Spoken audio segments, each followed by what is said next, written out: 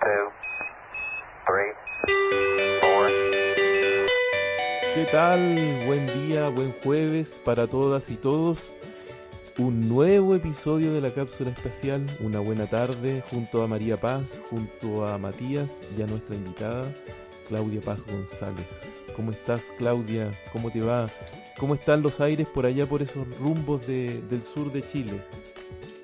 Aquí estamos muy bien, muy agradecida de estar en esta cápsula espacial compartiendo con ustedes en estos minutos, donde lo vamos a pasar bastante bien, creo yo. Y por acá en el sur hace un poco de frío, pero estamos bien. Sí. Tú estás en este rato en la quinta región, me entiendo yo. Sí, Papudo específicamente.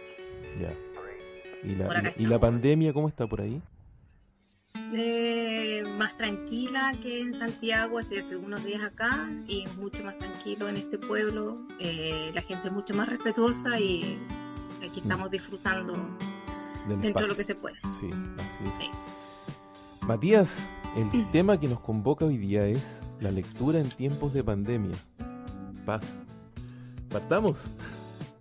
Hace unos días, Gran tema. hace unos días a mí se me ocurrió pensar qué estaba pasando, ¿verdad? Con todos estos niños que estaban en primer año, Exacto. ¿verdad? ¿Qué pasaba con el proceso de adquisición de la lectura? Por ahí partimos. En pandemia, de ahí surgió esta idea de hablar hoy de lectura, porque entre nuestros pacientes, ¿verdad? Hay muchos niños que tienen trastornos de lenguaje y que requieren más apoyo todavía en el proceso lector y muchos no están lográndolo como se espera, debido a la atención a distancia. Entonces, en realidad empezamos a darle vuelta a la idea de la lectura, qué pasaba en ellos, en estos niños pequeños, qué pasaba en los más grandes también, en la enseñanza media, que es donde nos va a ayudar mucho Claudia, que vive esa experiencia todos los días, y qué pasa en nuestros estudiantes de educación superior e incluso en nosotros. ¿Verdad? Recién comentaba a los demás que creo que este año es el año que menos he leído. No he leído libros. Creo que hace esta semana el primer libro que tomo. Todo lo que he leído en relación a trabajo. Solo papers y libros. Y creo que no me ha permitido la pandemia poder volcarme a un libro por gusto, por placer. Igual me gusta obviamente leer por mi trabajo. Pero ese espacio que uno se da como privado, que tiene algo de mágico, de verdad, de buscar un libro que uno le gusta, que no es una obligación en ningún aspecto, y darse un tiempo. Y esta semana, primera vez, desde que empezó la pandemia, que tomo un libro y me doy ese tiempo. Y realmente lo echaba de menos. Claudia Paz, nos gustaría que te presentara, porque la verdad que nosotros acá dimos por hecho, ¿no es cierto?, que todo el mundo te conoce, pero la verdad es que nadie te conoce, excepto nosotros.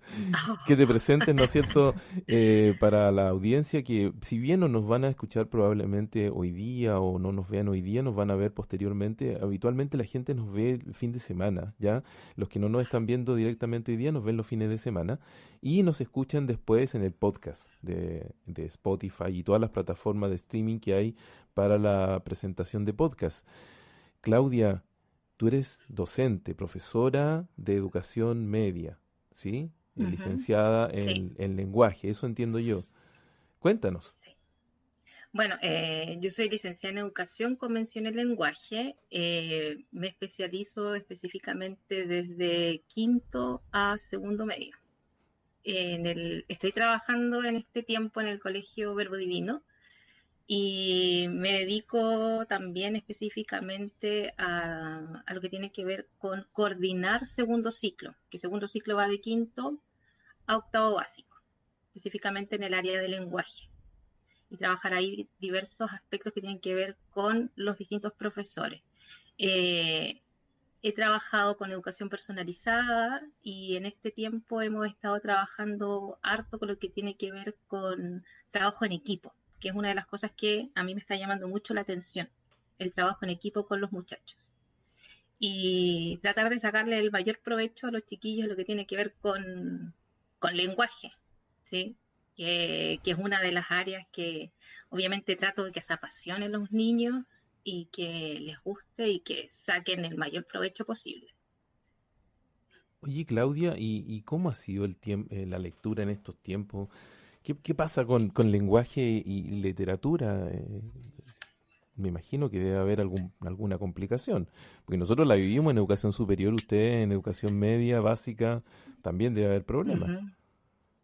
Bueno, específicamente en tiempos de pandemia, yo creo que lo más difícil que ha sido para los chiquillos es leer en formato digital, ¿sí? Porque nos tocó justo en marzo, los chiquillos, muchos no lograron sacar sus textos desde la biblioteca y todo estaba cerrado. Entonces, yo creo que lo más difícil para ellos es adaptarse al formato digital, Ya. que en general les ha costado, yo creo, un poco en ese sentido acostumbrarse. Matías, ¿usted lee en formato digital? Es un gran tema, considerando que estamos en una época tan tecnológica y uno tiende a pensar, bueno, las personas viven con el teléfono, tablet, computador, y en este caso Claudia ve la realidad y nos dice que aún así los estudiantes prefieren leer en papel, ¿ya? Entonces yo podría imaginar desde la ignorancia que como están siempre jugando Play, jugando Wii con el teléfono, se les hace mucho más sencillo tomar el tablet y comenzar a leer. Para mí, desde lo personal, como pregunta Mauricio, leer en digital, no puedo decir que es un martirio, porque leer siempre es bueno, pero encuentro que pierde mucho este romanticismo del libro viejo, el olor al libro, poder ir tomando notas. Entonces son varias cosas que yo creo que tienden a estimularte a la lectura. Y además de eso está esta idea romántica de leer. Entonces yo, si me ponen a decidir si prefiero leer en papel o en digital, prefiero leer en papel, que claramente no hay por dónde perderse desde mi perspectiva. Increíble, ¿ah? Pero cuando uno toma un papel o un libro tiene una dificultad, porque en el libro yo no puedo hacer así, para aumentar el tamaño de la letra, por ejemplo, ¿ya? Es un problema. Es una solución a estas alturas de la vida. Pero sí, efectivamente, claro, la perspectiva, ¿no es cierto? Y el análisis. Nosotros hicimos una encuesta a principios de año con los estudiantes de la carrera de fonoaudiología de la Universidad Arturo Prat, que es de donde nosotros estamos hablando en este rato, que es este podcast que es de la Facultad de Ciencia de la Salud. Y fíjate que el 90 y tantos % prefiere papel, ¿ya? Libros de papel. Y el resto como que le daba lo mismo, así como papel o digital. Es un problema, po. Es un problema porque resulta que en este rato que las opciones de tener un libro o de ir a buscar un libro, la biblioteca está No cerrada. existen. Todas las Cerrado. bibliotecas están cerradas, no tiene opciones de ir a buscar libros. Hay un problema allí y es como una de las cosas que uno dice, pucha, necesitamos ver este tema y ver cómo lo podemos solucionar, pero efectivamente no hay la posibilidad de leer en este rato en otra opción que no sea el formato digital. Y si no, nosotros hicimos una pregunta también, ¿tienes impresora? Porque nosotros dijimos, ya, bueno, por último te mando el documento y lo imprime. Pero anda a imprimir el Quijote, pues, Claudia. Ese es como el detalle. No sé. Imposible. No, O sea, no, Una las duda ahí. novelas tienen. Claudia, los chicos te señalan por qué le es tan difícil leer en digital en relación al libro, en papel. Lo que pasa es que ellos me indicaban en la generalidad que están cansados como de la pantalla. ya, Están demasiado tiempo en pantalla. Imagínate, están en clases de las 9 de la mañana hasta las 3 de la tarde. Y luego tienen que trabajar guías y más encima preparar el plan lector desde lo digital. Espera, algo que no entendí. Quiero poder entenderlo muy bien, porque nosotros acá tenemos clases restringidas de 1 hora por actividad curricular o asignatura. ¿Ustedes están 5 horas? O sea, claro, los bloques son de 1 hora que terminan en 50, Ya, ok, pero son varias asignaturas. vale. O sea, el estudiante está en la Varias mañana horas. con varias asignaturas. Sí, Porque son Sí. enseñanza media. Claro. Nosotros acá Pero los chicos los desde- tenemos claro. con 2 asignaturas por ciclo en la mañana, máximo 2. Lo más No, 2, no 3, Dos. 2. O sea, Pero- máximo Bastante. 2 horas. Pero más que nada es el cansancio de la pantalla. El cansancio de la pantalla. Sí. El cansancio de la Sí. pantalla. Estoy totalmente de acuerdo. Sí.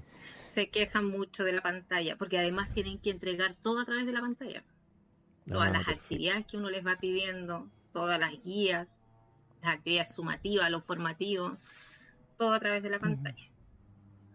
Ujú. increíble. Y por ahí yo creo que también hay otro factor que influye, que es si están conectados a un computador y considerando que ya son adolescentes, el tema de las redes sociales, de los juegos, si tienen acceso al interferencia. La Herencia. interferencia, le están saliendo ahí las alertas. La interferencia es brutal, Sí. brutal. Impresionante. Sí. Y eso no lo puedes evitar, o sea, tendrías que decirle, no sé, como, no puedes decirle apague eso, es un problema, ¿no es cierto? Claro. Nosotros, dentro de la encuesta que le hicimos a los estudiantes, les preguntamos si usaban las redes sociales para las clases, y las usan. No sé si pasa eso con los de enseñanza media, Claudia. Como para reunirse a través de las clases, dices tú. O cooperar, trabajar, no sé. Lo que pasa es que ellos utilizan una plataforma que es Teams. Entonces ellos Igual que hacen nosotros. sus Ya. propias reuniones o trabajos en grupo que nosotros hemos determinado, por ejemplo, mucho plan lector que son trabajos en equipo. Ya. Y nos dimos cuenta que al desarrollar en equipo varias de las actividades que les planteamos, es mucho más simple para ellos. Se torna la discusión de manera más simple, el trabajo para ellos se les aliviana mucho más y también para nosotros, ¿sí? Vemos muchos mejores resultados al darles la posibilidad de que ellos puedan conversar temas que vemos en la literatura y que también les están sucediendo a ellos como personas. Entonces Perfecto. yo creo que este trabajo en equipo que tratamos de hacer con el plan lector en cada uno de los niveles funciona mucho y a ellos les gusta bastante. Oye, Entonces, bastante. una pregunta. Lo que me preguntaba yo, la selección de los libros, de los temas, de libros para leer, ¿no? Que es lo que nos tocó vivir en enseñanza media, en enseñanza básica, ¿no es cierto? Que nos decían, tiene que leer la Ilíada de Homero, tiene que leer, no sé. Estoy recordándome esos Chuta. libros que para mí fueron trabajosos, porque no entendía Clásicos. los clásicos de la literatura, ¿no es cierto? ¿Quién selecciona los clásicos? ¿Quién selecciona los libros a leer?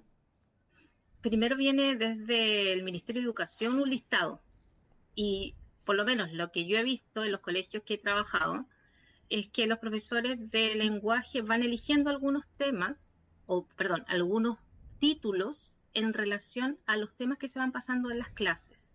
Por ejemplo, si estoy viendo mitología, como nosotros lo hacemos en el colegio, les tratamos de colocar una novela que tenga que ver con mitos. Si estamos viendo, no sé, literatura hispanoamericana, buscamos un texto que tenga que ver con literatura hispanoamericana, como para enlazarlo y poder trabajar lo que tiene que ver con no sé, con materia, entre comillas, llevarlo a lo que es la novela o a la comprensión de lectura. Pero es difícil, porque muchas veces no nos va encajando los temas. Sí. Entonces es un cuento que hay que replanteárselo, volver a pensar, ver si funciona, ¿Y preguntarle a los chiquillos. te dice mucho esto, profesora? ¿Y tiene película el libro? Es lo más pequeño, ya lo más grande es como que tienen este gustito por la lectura. Pero ¿cómo llegan a ese gustito? Ese es Porque uno de uno las... escucha a muchas mamás y dicen, es que tiene que leer un libro y lo tuve que leer yo y se lo tuve que contar. O tuve que leerlo con él. Y uno ve que los niños muchas veces no lo leen. Los que son más astutos buscan la película, buscan un resumen en internet, buscan un video. ¿Cómo lograr despertar ese gustito, verdad, a leer? Primero yo veo que las familias tienen mucho que ver en este placer por la lectura, el gusto por la lectura. Yo creo que es súper importante acá la labor que cumple la familia en cada uno de estos niños. Y son como la base, pues si tengo un papá que es lector, que le gusta, obviamente copio modelos. Y también tiene mucho que ver el profesor de lenguaje, que tiene que encantar a los niños con la lectura. Yo creo que ahí la labor que tenemos los profesores de lenguaje es sin duda increíble, porque es como a la par con los papás. Tengo que encantarlo en casa, tengo que mostrarle, modelar, pero también el profesor no me tiene que matar esta lectura. Entonces, de repente eso es difícil. Cuando tenemos que colocar nota, ahí es como que matamos la lectura, Sí, matamos la sí, literatura. sí, sin duda. Sí. Sí. Oye, y Entonces, el tema sociocultural, porque tú estás en un colegio ABC1, no, sin duda. El Verbo Divino es un sí, colegio ABC1, ¿no es cierto? Donde se forma la élite política, la élite económica del país de una u otra manera. Podemos decir que los grupos económicos salen de esos colegios. Los padres que están allí son muchos políticos. eh, es la realidad, no podemos ocultarlo, es la realidad. ¿Influye el aspecto socioeconómico en el tema del lector? Porque uno dice, ya, los libros son caros, sería el primer elemento, ¿no es cierto? Matías siempre me dice, me he gastado la mitad del sueldo en libros y, y tiene razón, porque cada libro vale, de los que de especialidad son 100.000 pesos, 80.000 pesos cada uno, ¿no es cierto?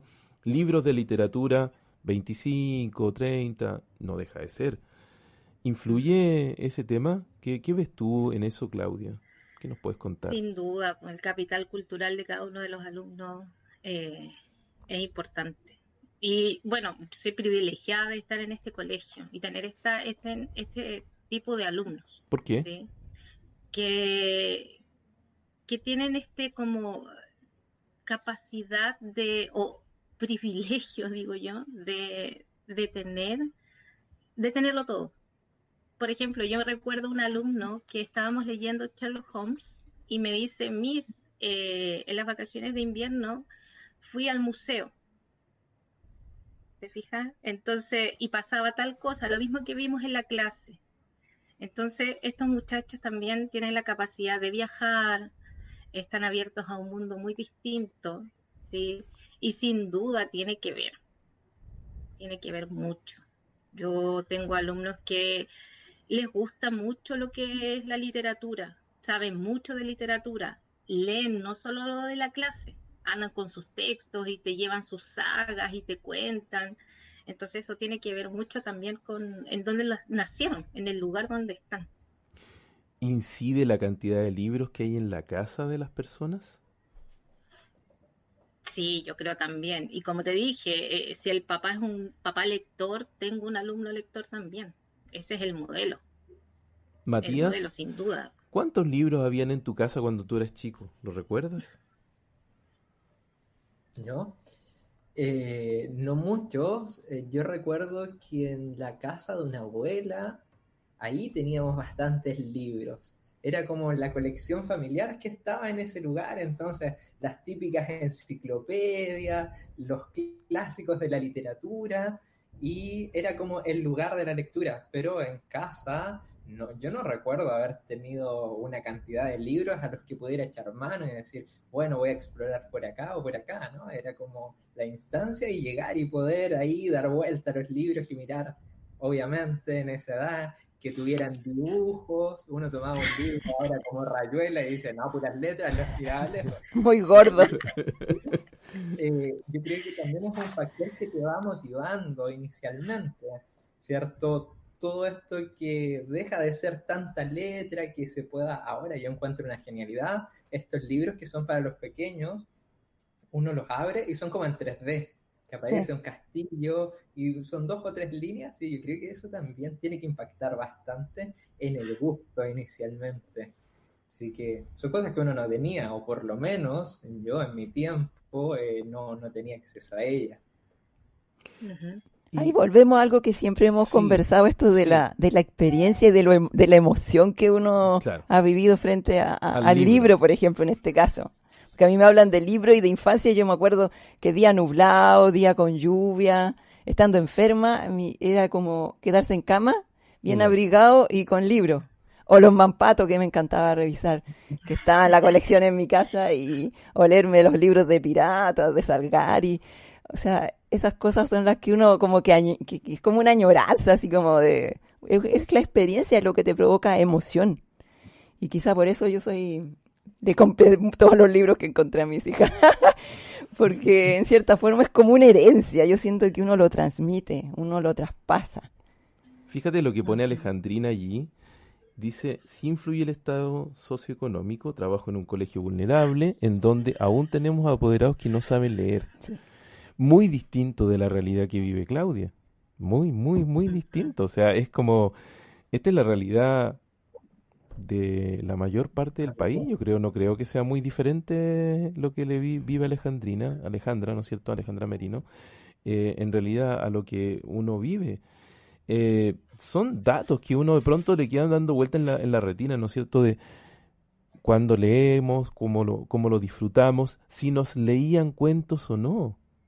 Nosotros, desde el punto de vista del fonoaudiólogo, la fonoaudióloga, nosotros insistimos, léale cuentos desde chico a los niños porque le instala el esquema literario en su cerebro y, bueno, de pasada les va desarrollando el gustito por la lectura, ¿no es cierto? Son de los temas que uno dice. Pero se ha perdido un poco la lectura o sea, no la lectura, la narración, el contar cuentos. Yo el año pasado le preguntaba a mi estudiante en la U, le decía, ¿cuántos de ustedes recuerdan que les hayan relatado cuentos de pequeño? Y eran pocos. Yo pensaba que era que todavía era algo más amplio, que todavía era la típico de la mamá o el papá antes de dormir, ya, porque igual uno trata en general, en la actualidad estoy trabajando con muchos niños, muchas familias que no tienen recursos económicos. No tienen libros, no tienen textos, pero lo que uno trata es que le cuenten historias, porque uno no necesita un libro para enamorarlos de las historias.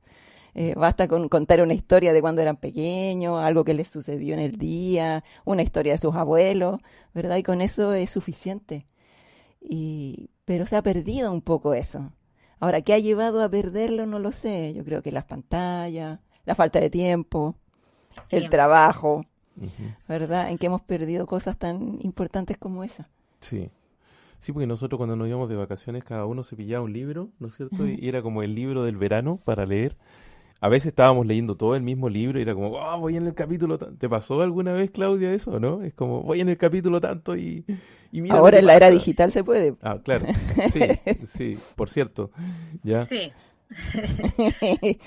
Sí, pero Antes no. no, antes no se podía. Pero claro, o sea, que varios compartan los libros. Yo no alcancé a leer Harry Potter. Yo llegué a las películas de Harry Potter. No sé si tú, Claudia, leíste Harry Potter o Matías leyó Harry Potter ahí, porque son como de la misma edad, ¿no es cierto? Yo soy más viejo, no alcancé el tema de los Harry Potter. Pero estoy leyendo ahí lo que dice Erika, de su hijo, ¿no es cierto? Que le pidió, por favor, fotocopiarle el libro porque todos sus compañeros llevaban el libro al colegio y tenían colores. Experiencia tremenda, ¿no? Nosotros conocemos a Erika y su hijo, ¿no es cierto? Igual uno dice, qué terrible, es como... Pero es la realidad, que es una realidad muy diferente a la que te ha tocado vivir, estimada Claudia, por eso rumbo. Agradecía la vida. Sí, sin duda, sin duda. Oye, Sí. ¿estos libros que son saga, tendrán algún impacto en el tema del gusto por la lectura o no? Matías se leyó todos los de la entrevista con el vampiro, ¿o no? Esa película. Yo lo leí, pero no todos.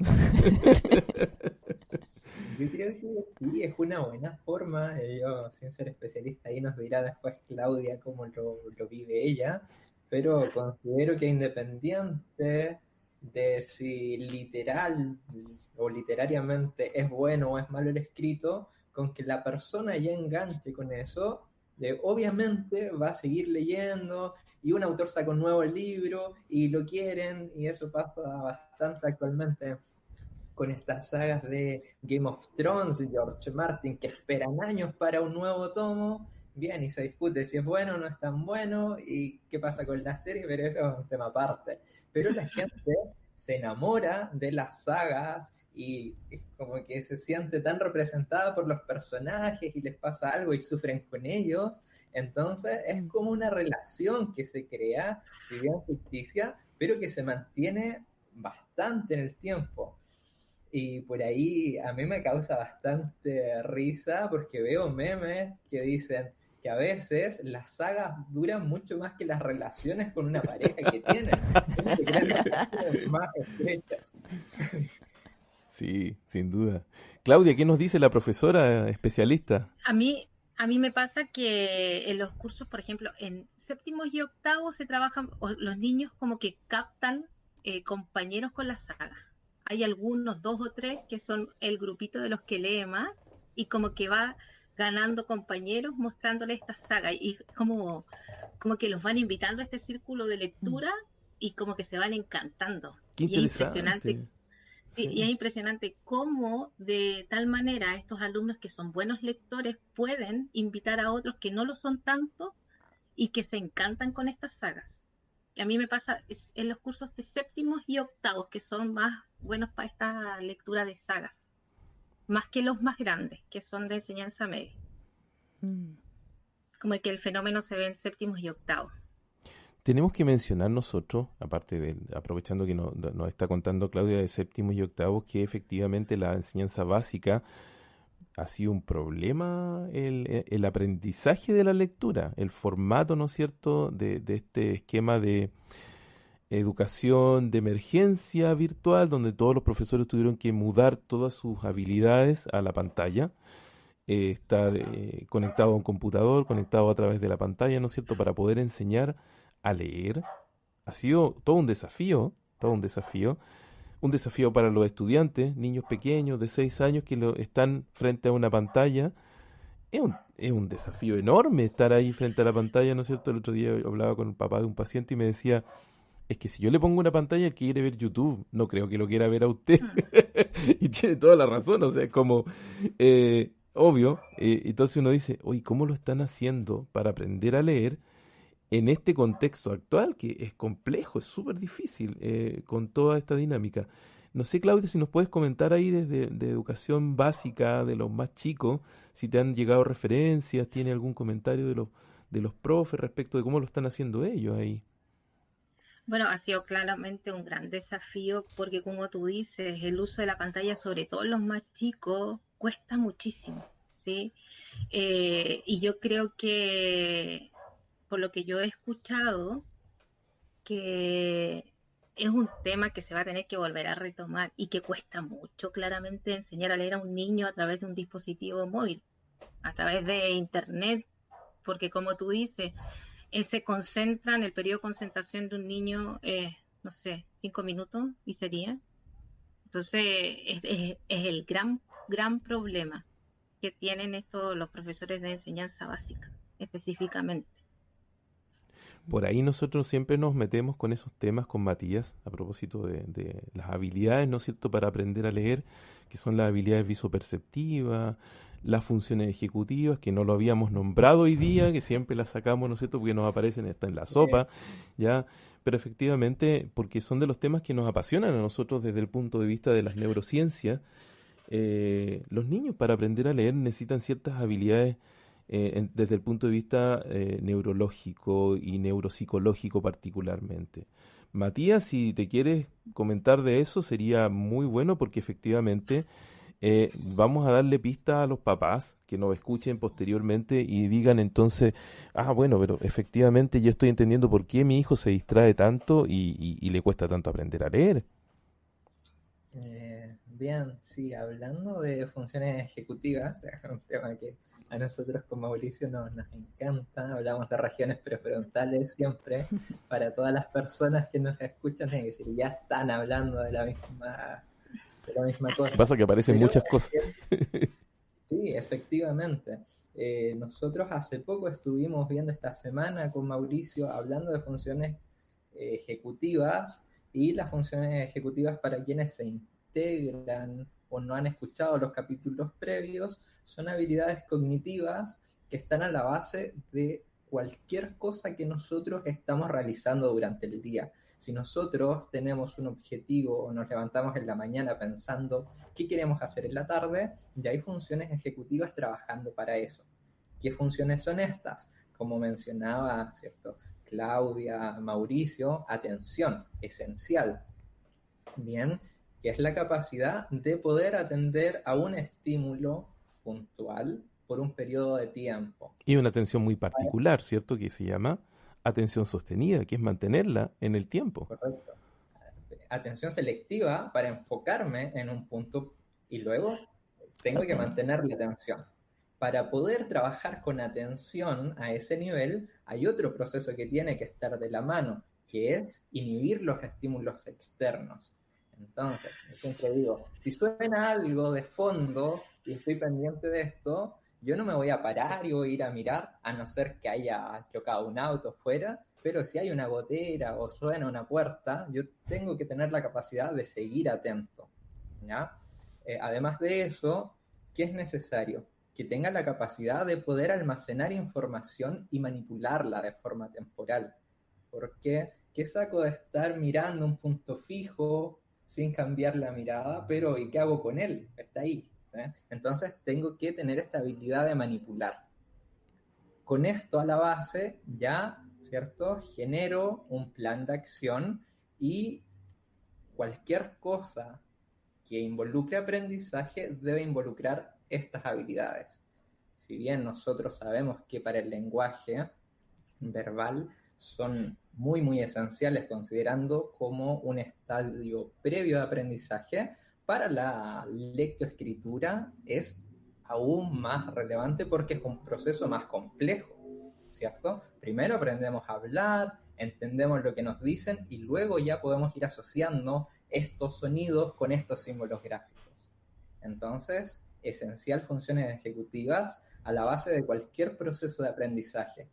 ¿Y qué podemos hacer para trabajar con ellas? Hay muchas cosas que se pueden hacer y ahí Paz posiblemente es la más idónea que nos puede contar un poco, porque uno dice, bueno, y esa cosa tan compleja que está en el cerebro y tanto proceso y tanta palabra que ¿Cómo dice lo aquí, llevamos a la práctica? Exacto. claro, pero jugando lo llevamos a la Sí, práctica. Lo sin importante es duda. que el terapeuta sepa lo que ocurre en el cerebro de ese niño, cómo desarrollar esa habilidad, pero para el niño siempre tiene que ser estimulante. Y desde ahí viene la capacidad terapéutica de poder llevar a un juego, y yo creo que es bastante similar a lo que ocurre con los procesos de lectoescritura. Tienen que motivarse. Y a pesar de todo eso, los profesores enseñan la lectura y la escritura al mismo tiempo. Son dos procesos cerebrales diferentes, en áreas cerebrales diferentes, con montones de cuestiones diferentes.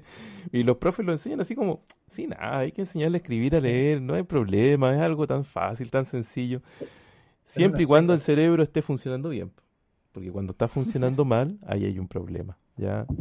Y a todo eso, que Paz nos puede comentar algunas cosas como elementos básicos que tienen que ver con la estimulación, con la programación, con el cómo estar en las condiciones óptimas para aprender a leer, está el tema de la motivación, que yo creo que es una de las cuestiones como más importantes tal vez, ¿ah? Paz. Lo que pasa es que muchas veces uno enfrenta a un niño, conversa con un niño de, por ejemplo, primer año, ¿verdad? Está en este proceso y no lo disfruta, está angustiado. Y los papás también.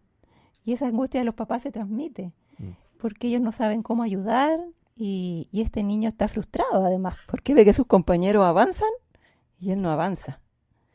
Y eso a mí me pasa por lo menos con mucha frecuencia en los niños que tienen alteraciones o trastornos en el lenguaje, ¿verdad? Porque ven que sus compañeros avanzan, aprenden a leer. Y ellos a mitad de año, si se ven en relación a sus pares, les piden una lectura fluida. Y ellos van recién en las primeras consonantes con mucha dificultad. Entonces, esa motivación la pierden, y la pierden rápidamente. Es más que nada es como un castigo, se transforma para ellos como en una tortura. Sí. Porque si uno lo ve de una forma muy simple, yo se lo explico a los papás de una forma muy simple, para que un niño pueda adquirir lectura, requiere desarrollar otros pilares primero. Aparte de esta atención, ¿verdad?, que está asociada a esta función ejecutiva, un niño necesita otros pilares, otros fundamentos. Y por un lado están muchas habilidades que son lingüísticas. Por eso que este tema es como atractivo para nosotros, ¿verdad? Porque un niño, para tener una lograr una comprensión lectora, que es al final el objetivo, porque no me sirve de que un niño solo decodifique, ¿cierto? Solo que lea mire un cartel y diga, ah, pelota, pero no sepa qué es eso que dice allí, ni que lo asocie a una pelota específica, sino que el niño requiere, por ejemplo, vocabulario. Un niño para comprender lo que lee necesita tener una cantidad de palabras a su haber. Y ya hemos conversado, ¿verdad?, en otras ocasiones que este léxico está muy asociado, ¿verdad?, también a la situación socioeconómica de los niños. Y hemos conversado sobre esta gran brecha que existe en los diferentes niveles socioeconómicos. Por lo tanto, una de las cosas que tiene que hacer un papá de un niño pequeño, pensando con tiempo antes de que aprenda a leer, es que este niño necesita tener mayor vocabulario, conocer el nombre de las cosas, para qué sirven, para qué son, cómo se organizan, qué materiales tienen, porque al leer un libro nos describen contextos, nos describen objetos, nos describen personas. Y si un niño entiende la mitad de las palabras que ve en una página, no se motiva tampoco. ¿O me equivoco? Para nada. Para nada. ¿Cómo manejan el tema de la motivación, Claudia, y los profesores? Porque es otro tema, o sea, nosotros lo vemos caso a caso, niños individuales con un problema, ¿no es cierto? Pero ¿cómo lo manejan los profes que tienen que manejar 40 niños, 30 niños por curso? ¿Eh? Es un temazo. Yo creo que es difícil trabajar la motivación de cada uno de los alumnos, de cada uno de los cursos, que todos los cursos son distintos. Yo creo que, por lo menos nosotros en este departamento en donde yo he trabajado, primero es conversar qué es lo que queremos lograr con los chiquillos, qué queremos. Y también ir conociendo a cada uno de los niveles, qué quieren los chiquillos. Y desde ahí partir con esta motivación. Yo creo que igual es un tema que quizás muchos no se dan el tiempo del conocimiento de sus O alumnos. no da el tiempo. No se dan el tiempo, porque uno siempre escucha a los profesores Sí, yo reclamar y creo decir, es que no tenemos tiempo porque tenemos que pasar el programa, y entonces uno dice, pero el programa o sea, tienes que pasarlo sí o sí. Sí, son los contenidos mínimos. Son los contenidos mínimos. Claro, tienes que Hay que pasarlo. pasarlo. Sí. Ahora yo Sí, pero yo creo... No tiene más, Claudita. No, dale, no, así. Yo en la actualidad me saco el sombrero frente a los profesores, porque uno ve videos de profesores intentando enseñar a leer a los niños. Se disfrazan, se visten de personajes, han hecho de todo. Yo creo que nunca se habían... son multifacéticos, ¿ya? Yo sé que en la presencialidad igual, pero esta virtualidad ha hecho que profesores utilicen títeres, marionetas, ¿verdad? Muchos hijos de profesores están orgullosos de sus papás y los ponen en Así, videos de mi YouTube, papá. los comparten en Facebook, porque realmente han visto que sus papás han tenido que utilizar estrategias que nunca habían utilizado, aprender tecnologías que nunca habían utilizado, sacar todas sus dotes artísticas, sus disfraces, porque motivar a un niño en la pantalla es difícil, y motivarlo a leer mucho más difícil todavía. En que uno incluso a los niños pequeños les enseña con objetos, con elementos concretos, con tarjetas, y eso no está aquí, no está en la pantalla. No lo ve, sí. Mira esta tarjeta, no se ve, se cayó el internet, la luz, profe, córralo para allá, no sé, mil cosas, son miles de detalles. Y lo otro, el uso de la tecnología.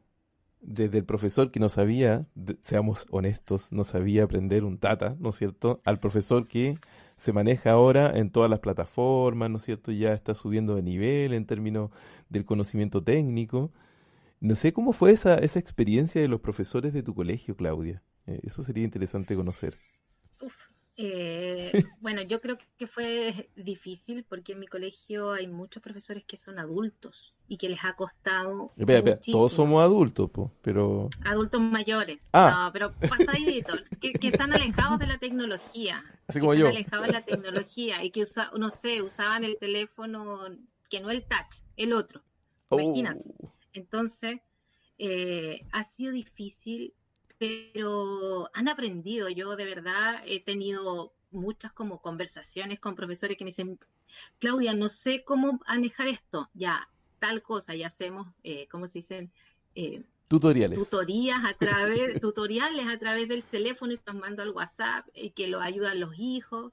Ha sido difícil, pero no imposible. Yo creo que esto tenía que pasar. Lamentablemente pasó en un minuto que no debería haber sido, de una manera terrible, pero nos empujaron y aquí estamos, De eso salvando, también. salvando. Tienes toda la razón, Claudia, porque en todas las películas de pandemia, nadie está en clase. En todas las películas de zombies, extraterrestres, o no, Matías, nómbrame una, por lo menos en No, la los que, zombies no van a clase. o sea, sí, para empezar, pero Comen a los profes. sí, pues, nadie está en clase, entonces efectivamente es un tema. ¿Eh? Mira, Camila nos dice ahí el vínculo que se crea entre el profesor y el estudiante genera también el gusto por la lectura, el mostrar lo entretenido que puede ser, así que ahora en pandemia es más difícil aún, estando lejos, porque además efectivamente no está en contacto con el estudiante. Además ves puras letras, ¿o no, Claudia? No ves caras. Sí. Ay, no veo caras, pero me pasó lo que está diciendo ahí Camila, me pasó hace un día atrás, el plan lector de septiembre, que con los octavos yo dije, este libro, chiquillos, me hizo llorar, engancharlo. Así que cuando lo terminen me avisan. Y cuando iban terminando me mandaban chat los chiquillos y me decían, a mí es súper sensible usted, no me sacó ni una lágrima, me reclamaba. Después me decían, ay, nada que ver, mi mamá sí lloró, pero claro, porque es niñita y usted se la pasa puro llorando, pero a mí no me pasó nada, me decía. Pero fue así como engancharlo y como que, claro, terminaron y yo como un domingo recibiendo mensajes del chat de Teams, como, Miss, no lloré nada con su libro, así como, pero se provocó esta motivación. Y Pero claro, es una buena discutían estrategia. después. Sí, una Sí, buena Sí. estrategia que tiene que ver con la motivación, ciertamente. Sí. sí.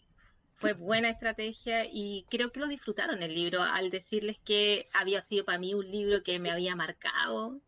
Y claro, tienen que haber dicho, a ver, vamos a ver cuánto la marcó a la mía, así como ya desafiémosla. Entonces yo creo que funcionó, ciertamente funcionó. Pero voy a tener que buscar otra estrategia para la próxima. No te creyeron. Sí, porque me dijeron que era llorona. Claudia, Sí. y como el tiempo va avanzando muy, muy rápido, acá nosotros tenemos una hora siempre más o menos en la que conversamos de estas cosas. ¿Cuál ha sido tu libro favorito? Ese que tú dices, no, este libro lo tengo ahí, es mi libro, es mi libro. ¿Cuál es tu libro favorito? Bueno, para mí el Uno. Quijote de la Mancha, uno. El Quijote de la Mancha. Sí, yo creo que es un libro que te acompaña y que como que siempre uno le va buscando cosas distintas, ¿sí? Lo mismo ocurre con este clásico que mucha gente diría El Principito. Es lo mismo. Yo cada vez que lo veo, lo leo año tras año para trabajarlo con los chiquillos, como, a ver, no lo había visto por ese lado. Y son mis dos libros favoritos. El Quijote de la Mancha, que me hizo llorar en la universidad, pero lo aprendí a disfrutar, y claramente El Principito. ¿Te hizo llorar por emoción o por las obligaciones de la prueba? De las 1000 hojas que tenía. ¿Por las 1000 y tantas hojas? Sí, también, y porque era difícil en la universidad, no lo entendía mucho, pero logré comprender Matías, realmente. tu libro de los regalones. A mí ahí se me complica muchísimo escoger libros regalones porque me gustan las novelas, las disfruto muchísimo por ahí. A veces con Paz vamos conversando y hablamos de Benedetti, nos mandamos memes ahí con personas llorando, pero también me gustan los libros que son como de acción, de terror, me gustan, entonces va a depender de qué estilo, ¿cierto? De escritura. Del estado de ánimo que uno tenga.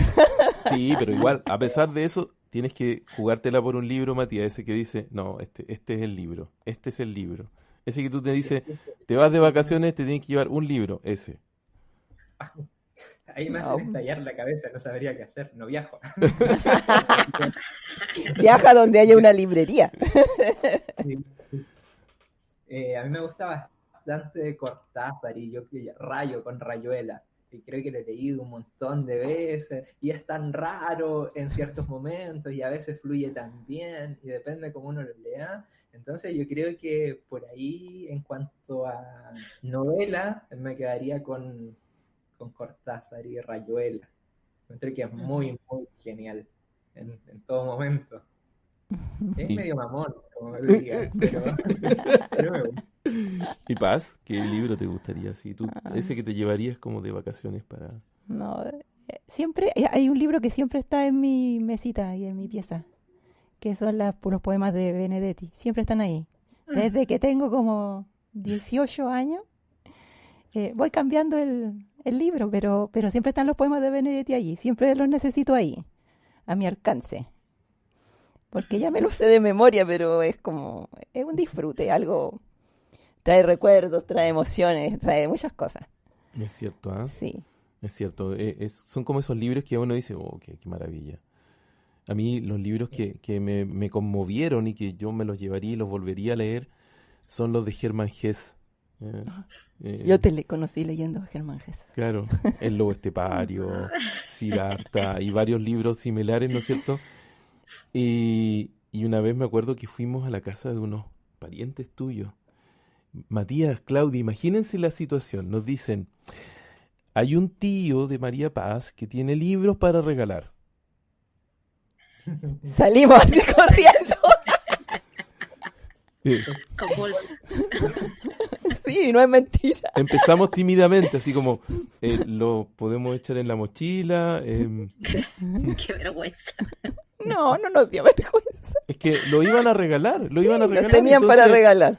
Entonces, me traje unos tomos de Hermann Hesse, donde estaban todos los libros bueno, tomo 1, tomo 2 de Hermann Hesse, y estaban la mayoría de sus libros en papel hoja biblia, así de ese delgadito, con letra muy pequeña, imagínate, es como, ya, y varios libros, varios tomos, así que eran muy, muy interesantes en términos del formato, que eran varios libros juntos en un solo tomo, así, juntos. Colección completa. Colección completa de Hermann Hesse. Los clásicos, Oh, aislar. claro, más o menos así, claro. Oye, pero te prometo que nos vinimos con sacos de libros. Así fue como esa... Lástima que no pudimos ir otra vez. No, fue la oportunidad. Cerraba la puerta. Y esto, dijeron, pensaban que nos íbamos a llevar un libro. Pero No, como no dijeron, fuimos tímidos. ¿están regalando los libros? ¿Todos? Sí. ¿Todos? Bueno, todos. Todo lo que pueda llevar. Hicimos Sí, una experiencia en la universidad hace algunos años que se llamó Libros Libres. Sí. Juntamos a los estudiantes, les contamos que en otros países la tendencia era a leer un libro y liberarlo, era regalarlo, ¿ya? Entonces yo le dije a los chicos, ¿qué tal si nos organizamos? Estaba dentro del contexto de una actividad curricular o asignatura que se llama Comunicación y Lenguaje en la Tercera Edad, donde hablamos sobre el tema de la reserva cognitiva y que efectivamente la reserva cognitiva era una de las cosas que había que desarrollar desde la juventud, y una de las mejores fórmulas era leer. Entonces yo le dije, ¿ustedes por qué no leen? Y los chicos me dicen, bueno, porque no tenemos libros. ¿Y si nos juntamos y regalamos libros? ¿Te acuerdas? Juntamos unos 200 libros fácilmente. Y el día del evento, cuando liberamos los libros, ¿no es cierto? Estaban todos los chicos estudiantes así, todos así como esperando entrar así y llevarse los libros. Me pasaron cosas muy extrañas. Desde estudiantes que decían, oh, justo el libro que yo quería leer, aquí está. Muy bonito, ¿no es cierto? Otras personas, porque fue abierto a la comunidad, otras personas que se llevaron los libros y los fueron a vender al Agro. El Agro es una feria de acá del norte de Chile y los fueron a vender, plata. Un señor que limpiaba autos se llevó como 5 libros y me dijo, cuando los termine de leer los traigo. Ese tipo de cosas me quedaron así marcadas, ¿ya? Otros estudiantes que dijeron, pero están muy feos los libros, están muy viejos. Tuvimos de todo. Entonces, ese tipo de cosas a uno lo conmueven, ¿ah? Y tratamos de reeditar eso, pero nos dimos cuenta que muchos de los libros que nos llegaban eran desechos, eran libros maltrechos, O el libro que feos, no quería leer nadie. el libro que no quería leer nadie. Entonces, nosotros regalamos libros que yo dije, este libro me gusta, lo voy a regalar para que alguien lo lea, porque ojalá le pase lo mismo que me pasó a mí con este libro, lo disfrute. Yo regalé el libro de que después se transformó en una película. No, no era de Germán Hesse, era un libro romántico, de esos románticos de... Jane Austen. No, Oh, esos son míos. esos son los de La Paz. No, era el libro de La mujer del viajero en el tiempo, que luego hay una película y todo lo demás, no me acuerdo del autor en este rato, se me olvidó. Pero yo lo leí porque lo compré en un viaje y lo leí y me entretuve mucho, era muy divertido, una novela, livianita pero una novela, después se hizo libro y todo, película, no libro, Película. película.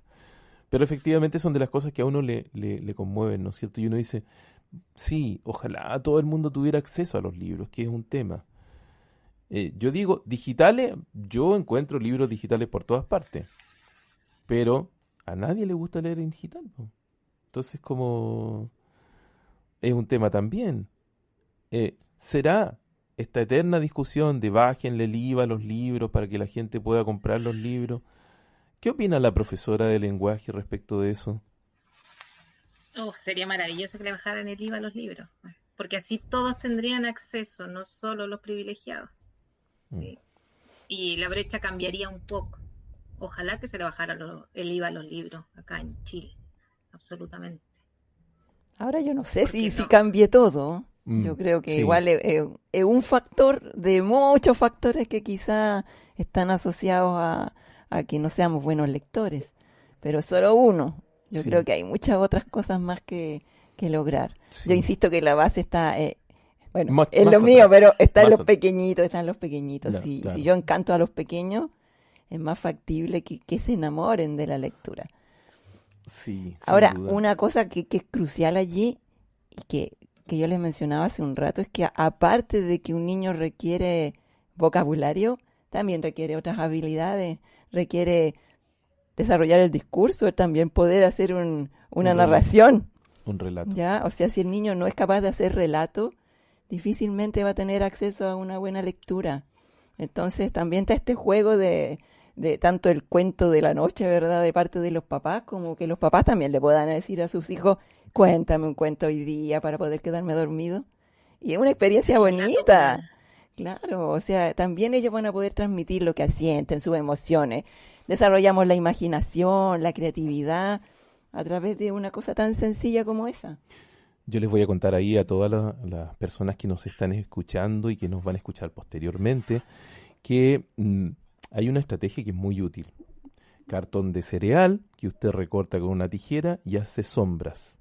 Y después en la noche pone una Sombras chinas. linterna y cuenta historias con esas sombras. De verdad, los niños se motivan, pero a niveles extremos. Y después al otro día tú tienes recortando más cartones de cereal para hacer más marionetas, más historias. Y es algo que cambia dinámicamente, cambia la dinámica de la familia y aumenta notablemente el relato verbal, el relato oral, ¿no es cierto? El contar una historia. Lo vivimos, lo vivenciamos con nuestras hijas, lo pasamos genial, están mis papás también en esa historia, en un lugar que no teníamos luz, entonces teníamos que alumbrarnos con velas, con linterna, y era el lugar perfecto. No había luz, entonces era contar la historia, y ojalá de terror, porque ese era lo más entretenido, ¿no es cierto? Era ojalá de terror. Ese es como un dato que puede la gente que nos está escuchando, ¿no es cierto?, tratar de movilizar y ponerlo en práctica. Es algo muy sencillo y no requiere mayor tecnología que una linterna y unos cartones recortados. Yo creo que en estos tiempos de pandemia, ¿verdad? En que salimos poco, las familias están en casa, los niños están en casa con sus papás, son las actividades cotidianas que nos pueden llevar a enamorarlos de la lectura, a tener ganas de aprender a leer. Los papás me dicen, ay, pero es que le estoy tratando de leer el libro, pero a los niños pequeños no les gusta, que es mucha letra. No tenemos que leerles las historias, los libros, basta con que uno los relate las historias con las palabras de uno, con el léxico de uno, el vocabulario que uno escoja. No es necesario leer el libro. ¿Cierto, Claudia? ¿O estoy equivocada? Porque yo le digo a los papás, ¿verdad? Por lo menos de los niños que yo atiendo, usted invente nomás y use los dibujos, pero usted invente la historia. Puede cambiarla, puede agregarle el nombre de su hijo, puede poner que los personajes son, uno se llama como el papá, otro se llama como el abuelito, les da más significado, la emoción se mete en esa historia, ¿verdad? Y ellos se transforman en personajes del libro. Entonces, yo creo que el relato, y sigo con esta cosa del relato porque es una cosa clave. Se ha visto que algo que se llama la lectura dialógica es lo mejor para el desarrollo de la lectura en los niños.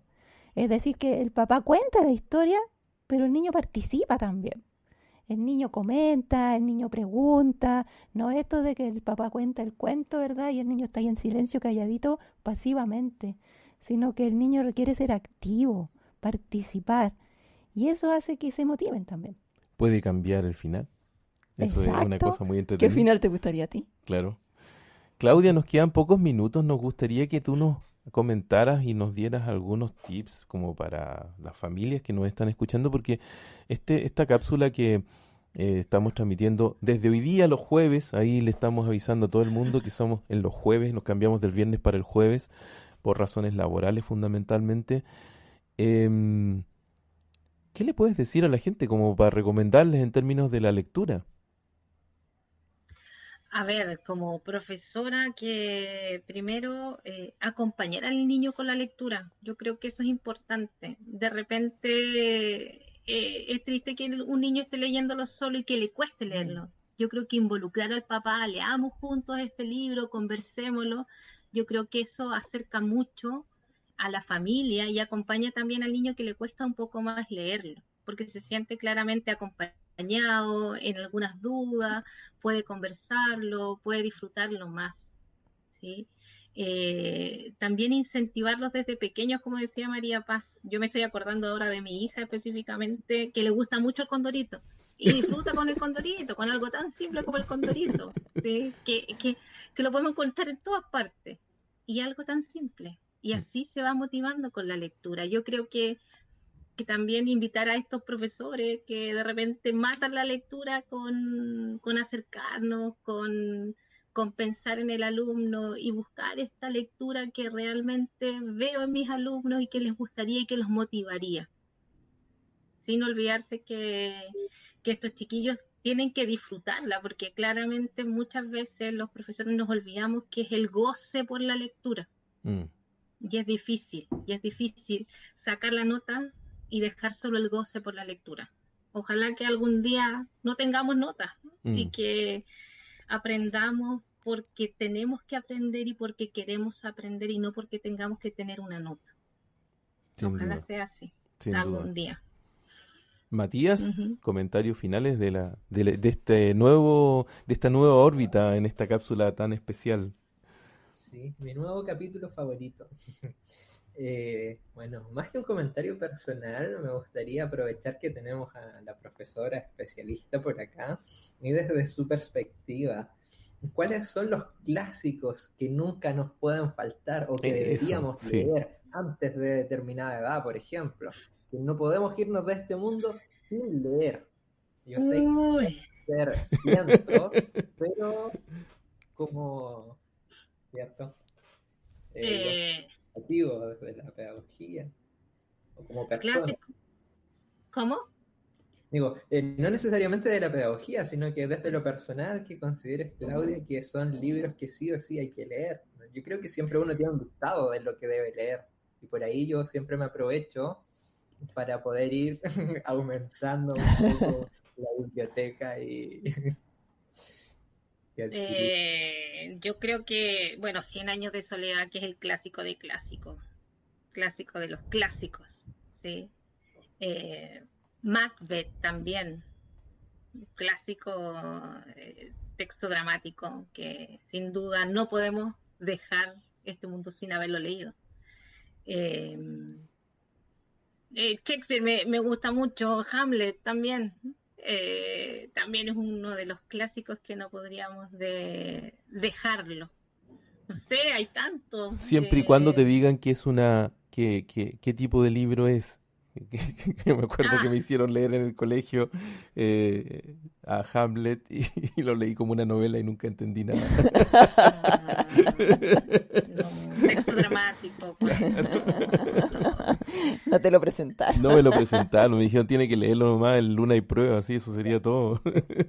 Bueno, sí. No sé. Me llama la atención las recomendaciones del libro. ¿Mm? Creo que eso enriquece también, ¿cierto? Y amplía las perspectivas. Creo que esa es una de las grandes ventajas que sin uno explorar mucho, desde lo personal, a mí me pasaba inicialmente que yo no era muy asiduo a la historia, pero hay muchos libros que involucran aspectos históricos y desde la narración de los autores se hace muchas veces bastante liviana y tiende a llamarte la atención y uno termina la novela y dice, bueno, me gustaría explorar un poco más el contexto en el que ocurre todo eso.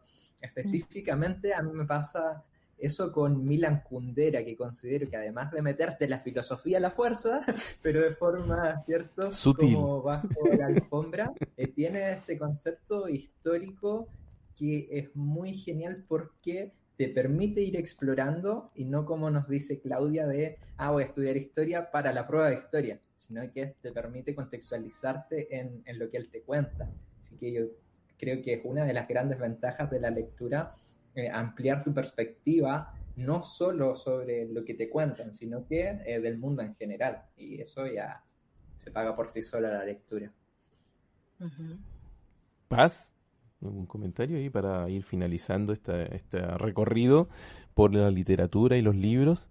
Es tan cortito el tiempo, en realidad uno podría hablar todo el día de esto. Si con Matías el otro día estábamos conversando y decíamos, pucha, Es que es un mundo fascinante. Alargarlo más, pero Sí. Claudia, Paz.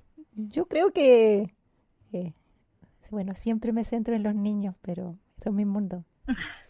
Pero yo creo que el rol que tenemos que cumplir es ese, es motivar, encantar, enganchar. Ya, yo sé que las familias no tienen recursos y que muchas no tienen recursos, ¿verdad? Es la realidad. Y muchos papás se frustran también por no tenerlos, por no tener acceso. Las grandes bibliotecas que están en Santiago. Allá en Chile. Ya, o sea, allá en Chile sí, hay grandes bibliotecas para niños, donde los niños pueden pasar una tarde leyendo en un lugar adecuado, bonito, con grandes cojines, ¿verdad? Esa es una realidad que no existe en provincia, lamentablemente. Yo creo que nuestra ciudad carece de ese espacio, no lo tiene, que debería de ser una alternativa frente a la existencia de verdad de niños que no tienen acceso, ¿ya? Pero no lo tenemos. Por lo tanto, tenemos que buscar otra. Yo creo que este es un desafío como ciudad, un desafío como comuna, ¿verdad? Necesitamos espacio, necesitamos acceso a los libros. Yo creo que si no, mientras los niños no tengan acceso, es muy difícil motivarlos a leer, porque no pueden tocar un libro, no lo pueden hojear.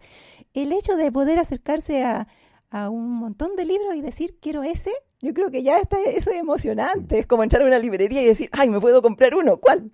¿Te fijas? Sí. Pero entrar a una biblioteca donde yo también puedo escoger un libro, ¿verdad? Los puedo hojear, puedo pasar horas buscando uno, lo encuentro y me lo puedo llevar a mi casa.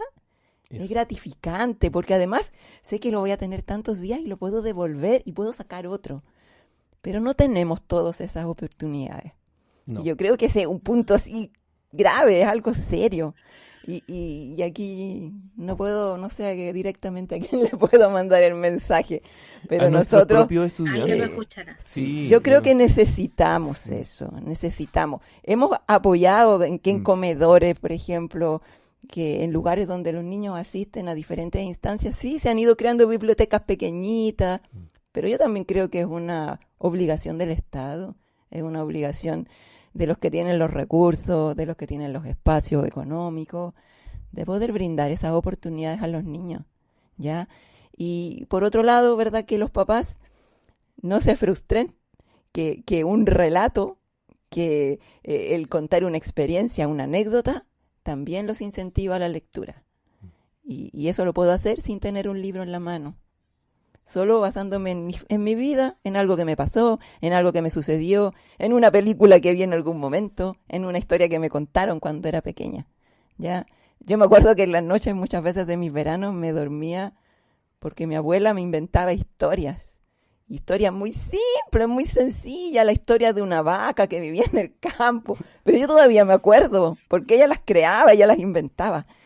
Y uno se acuerda de esas cosas, hasta adolescente a veces les pedíamos que nos contara cuentos, porque eso queda en la memoria de los niños. Es muy significativo, es emocionante, y lo más probable que cuando ellos tengan hijos, hagan lo mismo.